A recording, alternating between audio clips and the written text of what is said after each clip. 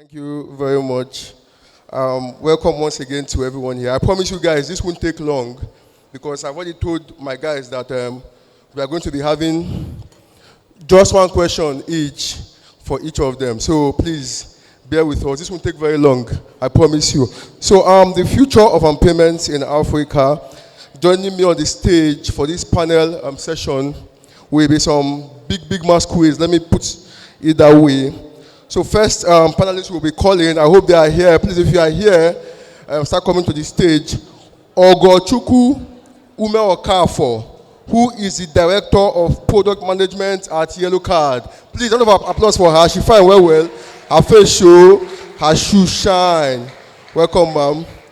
Thank you very much. Welcome. So Ogochukwu is an accomplished professional based in Lagos. She's a graduate of UNN. Welcome to the stage, Ogochukwu. Next on the panel is Olubumi Fabanwo. Please, if you are here, come to the stage. Manager of affiliate program for Binance Africa. Olubumi, are you here? Olubumi Fabanwo. I think it should be here somewhere. But then let's proceed to the next panelist. We have Mireille Ozel. She was here earlier. She is the co-founder and head of strategic expansion and business development at Chenoa. Welcome her to the stage, please.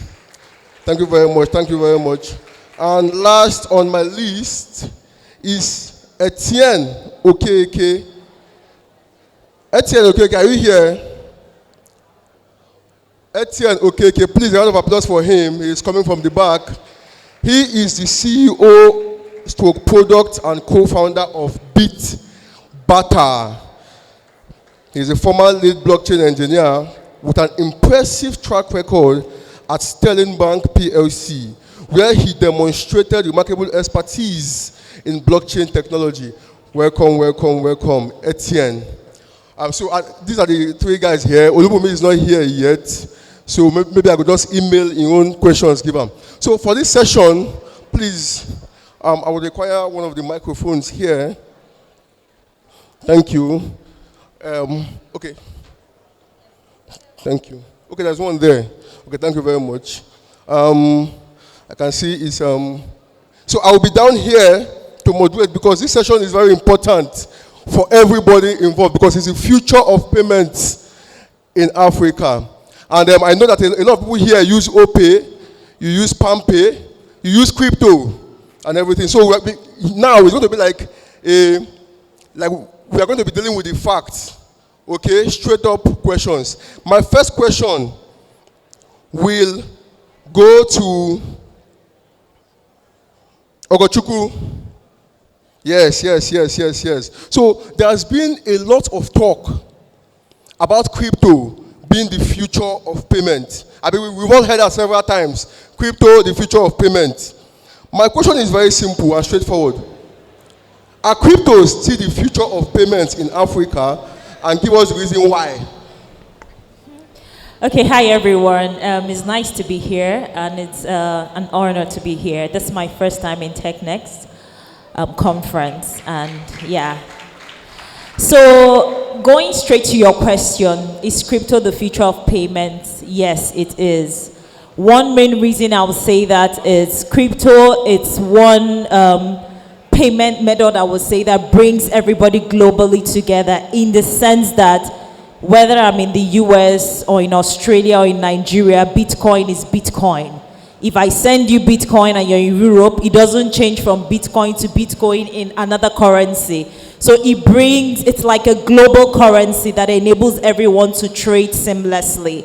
So if we look at the world around and how money moves today, a lot of people don't know that even the so-called remittance companies and cross-border payment providers are leveraging cryptocurrency to move funds around the world.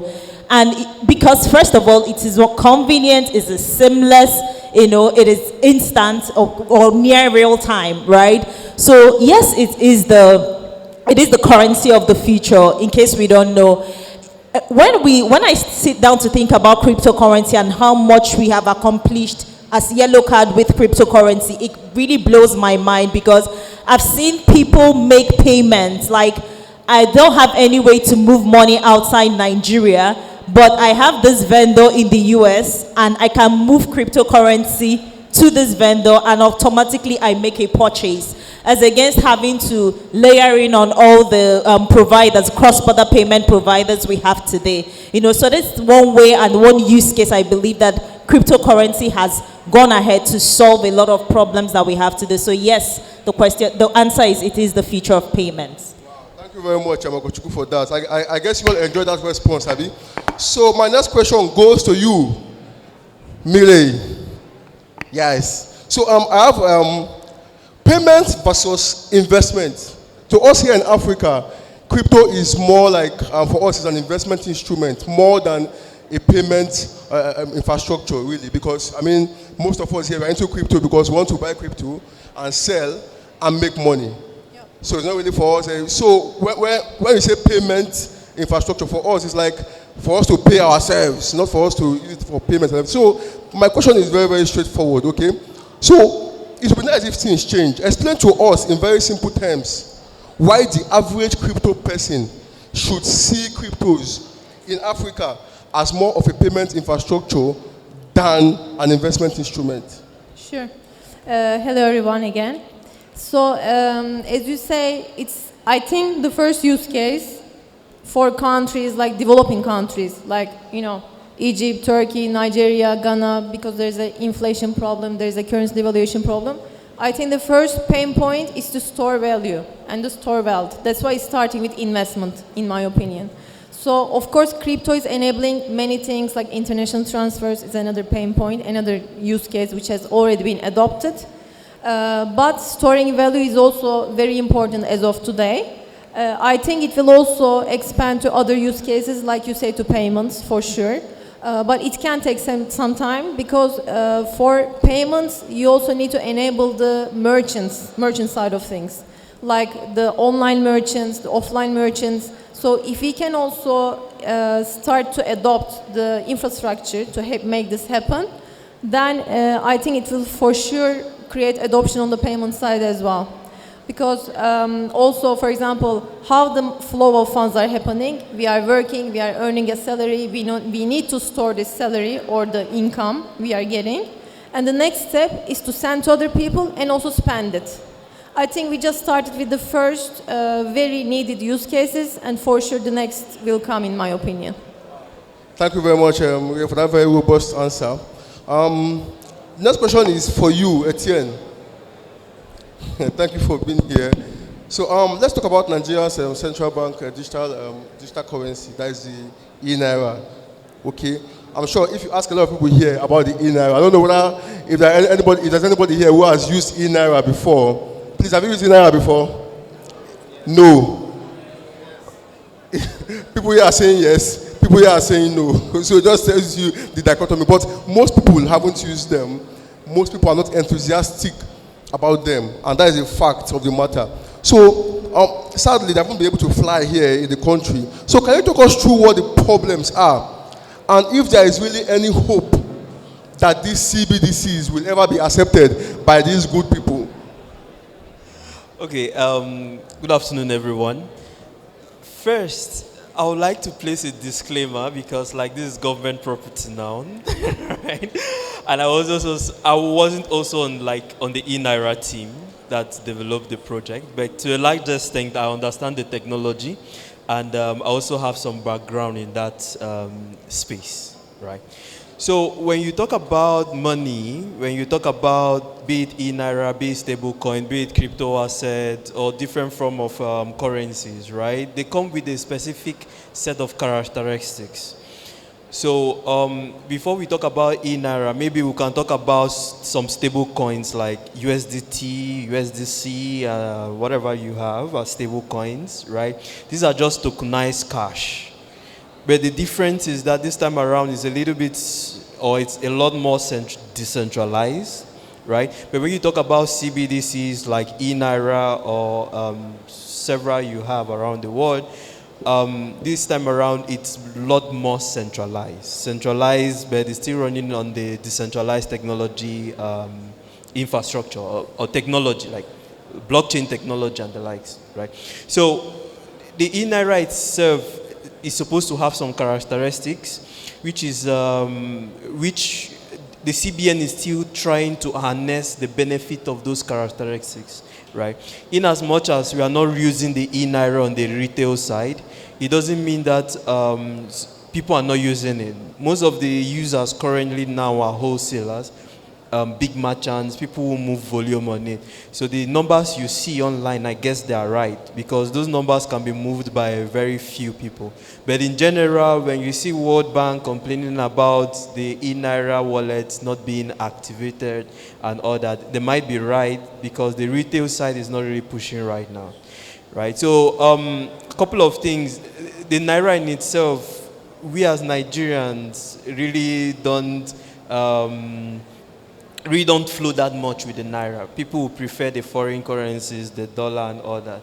And when you make an e-naira, which is like a mirror of the NGN that we have, it's also going to be affected by that. But I believe that the government is still going to think about use cases. Then they should also think about people like us who are especially playing the fintech space, maybe crypto fintechs, that we are doing a lot of very interesting things. Is there ways that we could create some use cases and they can support us to adopt it, right? I'll give you a typical example, especially right now that bank account is not allowed for cryptocurrencies or crypto companies, right? E-naira might be a rail. There's no stoppage on you not using e-naira for your OTC transactions or for whatever you are doing. Right. So, but beyond that, could they also allow us to be more innovative? Because to a large extent, if you really don't have bank account, it will really slow you down. So these are things that the government can think around. And I'm very happy that the people like NIDA, people like NCC that are really looking into this. CBAN is pushing through it. There are a lot of OGs in the space that are looking at how all this could happen. But the conversation around e-naira adoption and also crypto fintech companies being a gateway for that e-naira to be adopted is something that is lacking. And I think maybe we could look at that. Thank you. Thank you very much, Etienne, for that robust answer. Please, let's clap for him. Like, I don't know, you guys, thank you very much. So, yeah, Olubumi, thank you very much. You joined us quite late, but then we haven't gotten to you yet. So, because you have a considerable amount of experience in fintech, this question is going to come to you. Because we're talking about digital banks now, okay? So we have a lot of digital banks out there, which everybody here probably uses. We have the likes of OPay, PalmPay, VFD, and the rest. So, yeah, most youths are flocking to these digital banks. Okay, really. But then if you ask a lot of them, they mostly use it as just platforms to transfer funds. But as platforms to store their funds, to keep their money, to keep their wealth, most of them still don't have that confidence in this digital bank. So I could have a PalmPay account and I still have a GT account or an Access Bank account because I still want my money to be in GT, but I want to use PalmPay to transfer the money and then put into my GT. Okay, so what could be done? What could happen that would make people start feeling like, okay, well, probably I could actually keep my wealth or keep my money in these digital banks without fear of anything happening?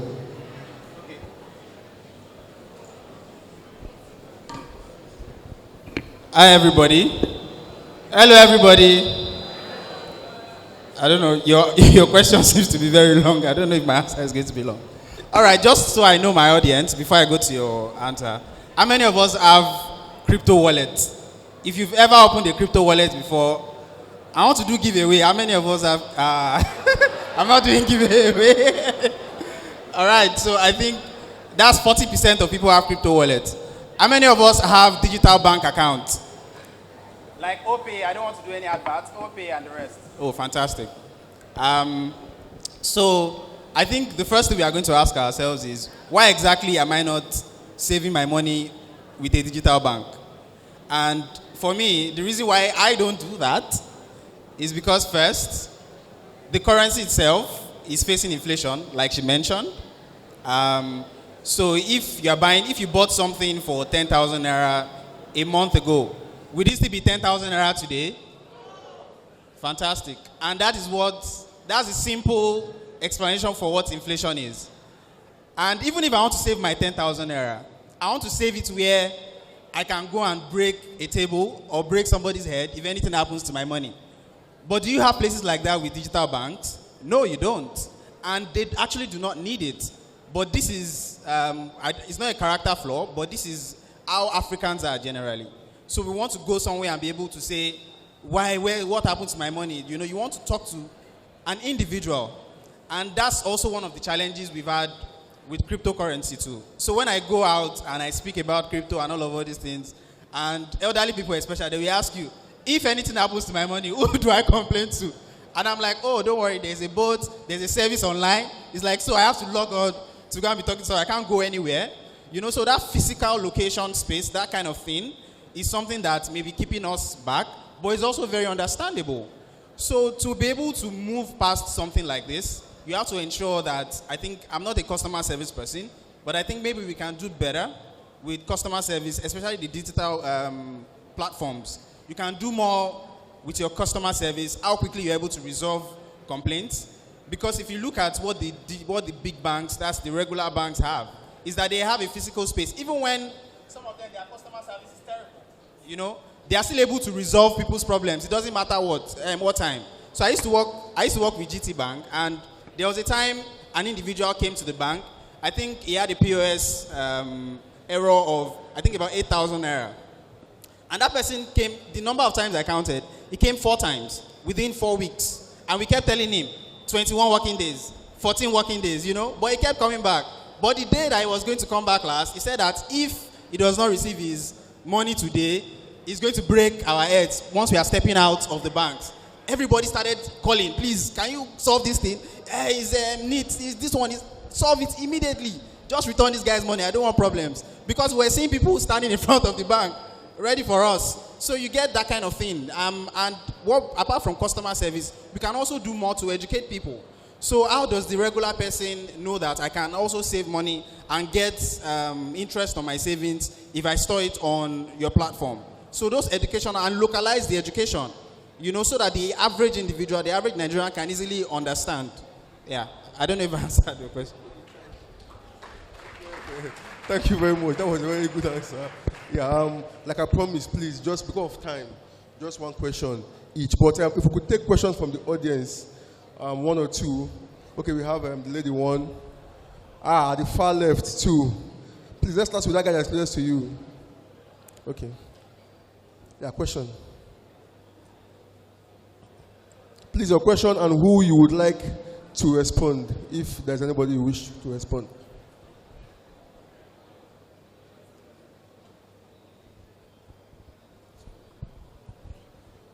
Good afternoon. So my question is this. So there are plenty crypto wallet platform online. Like they offer plenty. So which one? Like, what do you know? How are you going to be able to recognize the one that is legit? That you will not just put your money or buy crypto from there and then boom, you can't access them again. Who would you want to respond to that? Anybody? Okay, so because I work with a crypto platform, maybe I can, but I'm not representing Binance, and I'm not saying anything that should be misconstrued that is Binance that is saying it. I'm here on my own volition, so you don't misquote me. All right, so I think that's one of the issues that we've had. I've been a victim of fraud before. I lost about 1.3 million when I first got into crypto. You're clapping. It's not good news, please. And so I am usually an advocate when people are coming in first. I'm usually very, I always tell them, be careful of the kind of platforms that you get on board with. Because when I first got in, I joined the Telegram group. And they told me that I could buy, I think then, 1 USDT was going for about, I think, 400 naira or so. And they said I could buy USDT at 385. Of course, 15 naira difference. I just jumped in and I sent money to the guy and I sent him my Binance wallet to credit me. Maybe it's going to credit me now. The credit has not come in yet. So that's one of the issues, and a lot of people still face it till today. Despite the fact that we are educating people that be careful before you jump and send money to anybody, understand the platform first. So I cannot tell you that go and use, in fact, I can tell you to use Binance, of course, but then do your own research. That's the one thing about crypto that we need to tell people. Before you decide to jump in, ask yourself, why am I even doing crypto? Why exactly are you even trying to get into crypto? Is it for investment? Is it for savings? Is it because you just want to understand the space? Because it is right in your face? So you first have to understand this thing. Then you now look at platforms. A simple Google search can tell you the legit platforms. Very easy. Because it's not regulated here in Nigeria or generally in Africa yet, you might not see any government backing, but you can definitely see, just go to their Twitter page. If you see crypto, VNX or something, it seems to go to their socials. Go and check who are the people that are using it. Do a very quick research. 10 minutes is going to tell you. Simple. Thank you very much. Next question. There's someone who raised their hands there. Yes, that guy at the far. Good afternoon. My name is Isaac Eto. And the session you guys are paneling right now is the future of payments in Africa. And most people in Nigeria that are into cryptocurrency, what they use it mostly for are for investments rather than payments. So I talk about payments, we're saying you're using crypto as a means of, you are paying for your utility bills, hospital bills, if possible, even pension too. So say I went to get meat pie from this woman here. And if you ask her, you should accept crypto as a means of payment. She'll be reluctant to even answer the question because, yeah, and if you ask her why, she will tell you that she's scared of what you are paying her to depreciate after like a few minutes. You understand? So there is a whole lot of things that are going on in the crypto market. So I feel that probably maybe there is something that is missing, or there are some things that we do not know about cryptocurrency yet.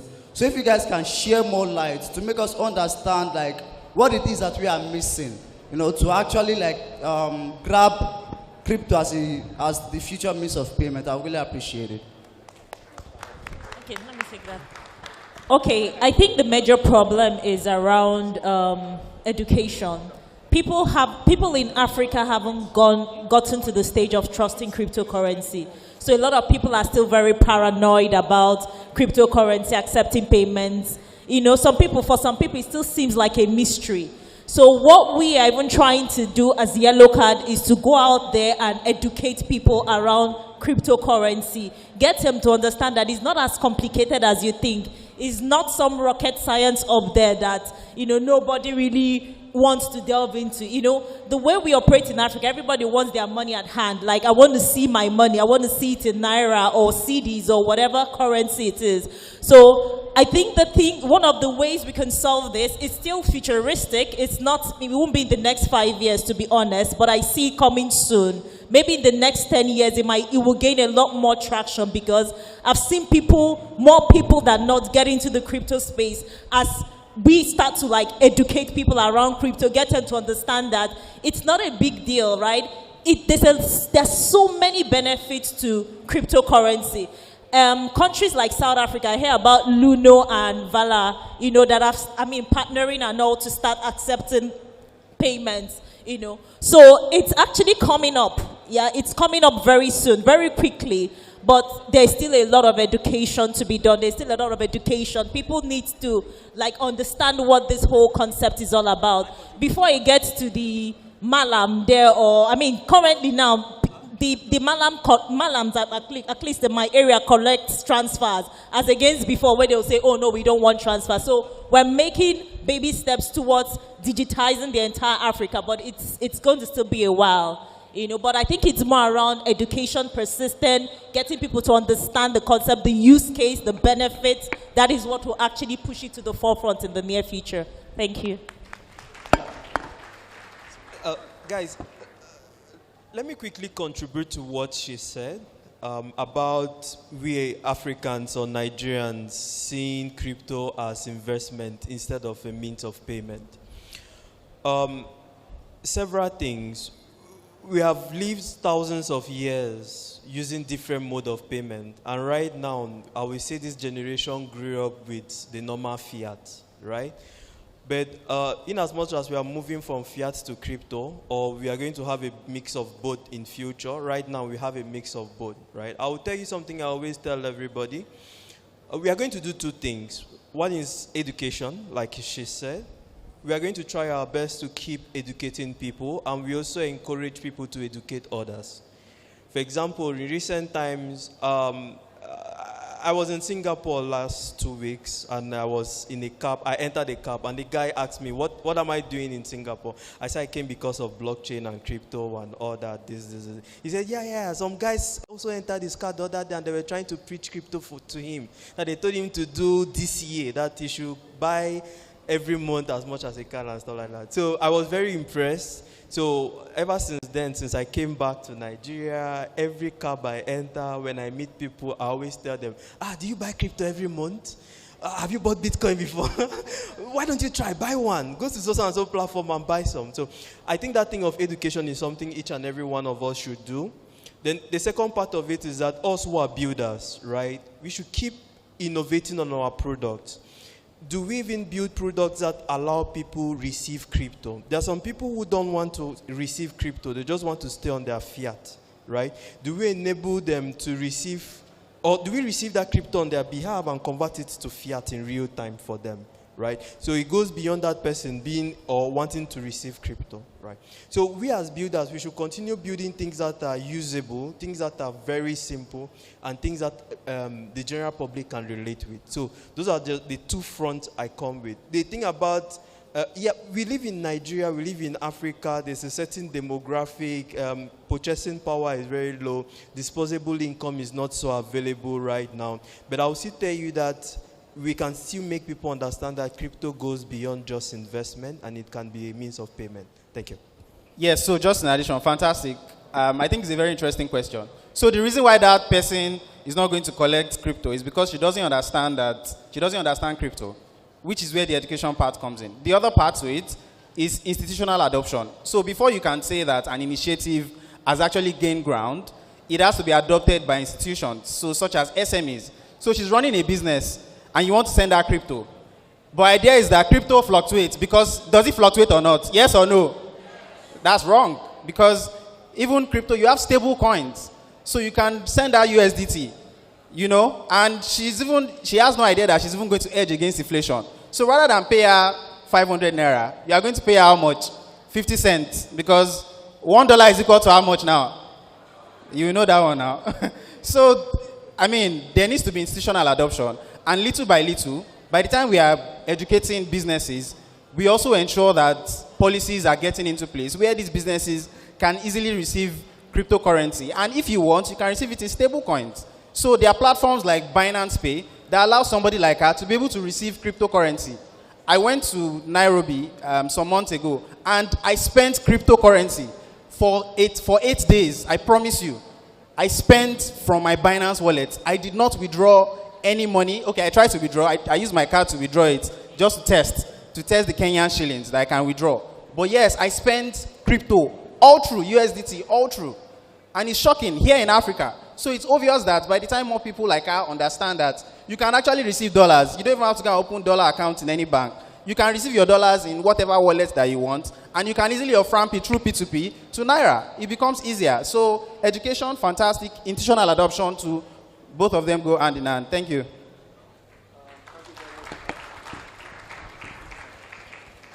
Yeah, so thank you very much for that answer. I'm afraid, I know I have people who have questions, but I'm afraid my producer has warned me that there is fire on the mountain. So please, that's all we can take now for because of time. So thank you very much, guys. Sorry, I couldn't take your questions. But this is the end of the panel. It has been a very, very wonderful exercise. Thanks for your patience and everything. Yeah.